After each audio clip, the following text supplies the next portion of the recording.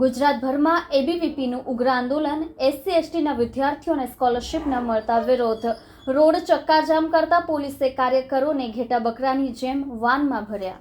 ગુજરાત સરકાર દ્વારા અનુસૂચિત જનજાતિના વિદ્યાર્થીઓ માટેની પોસ્ટ મેટ્રિક શિષ્યવૃત્તિ બંધ કરવાના નિર્ણય અને લો કોલેજમાં પ્રવેશ પ્રક્રિયા પુનઃ ચાલુ કરવાની માંગ સાથે રાજ્યભરમાં વિરોધ પ્રદર્શન થઈ રહ્યા છે।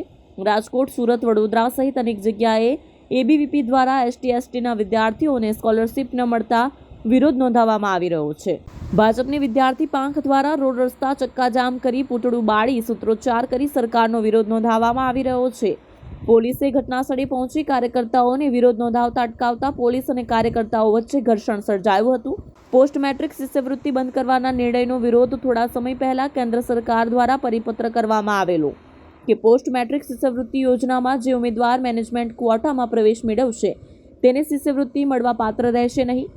આજ સંદર્ભે ગુજરાત રાજ્ય સરકાર દ્વારા 28 ઓક્ટોબર 2024ના ઉમેરા સાથે પરિપત્ર કરેલ કે જે વિદ્યાર્થી વેકન્ટ ક્વોટામાં પ્રવેશ મેળવે છે તે આપોઆપ મેનેજમેન્ટ ક્વોટામાં પરિવર્તિત થઈ જશે। આ નિર્ણયને કારણે આદિજાતિ સમાજના 50,000 કરતાં પણ વધુ વિદ્યાર્થીઓ શિષ્યવૃત્તિથી વંચિત છે, જે નિર્ણયના પગલે આજે એબીવીપી દ્વારા વિરોધ નોંધાવવામાં આવી રહ્યો છે। જી, મારું નામ દેવ પટેલ છે। આજે જે એસટી કેટેગરીના જે વિદ્યાર્થીઓ છે જે મેનેજમેન્ટ કોટામાં એડમિશન લે છે તેની સરકારે શિષ્યવૃત્તિ બંધ કરી દેવામાં આવી છે અને જે લો કોલેજ છે, ગ્રાન્ટેડ એન્ડ લો કોલેજ, તેના એડમિશન હજુ સુધી થયા નથી। તેના માટે એબીવીપી દ્વારા આજે વિરોધ પ્રદર્શન કરવામાં આવ્યું હતું। અમારી માંગો પૂરી નહીં થાય તો પૂરા ગુજરાતભરમાં જે પ્રાંતની યોજના છે તે પ્રમાણે અતિ ઉગ્રમાં ઉગ્ર આંદોલન થશે।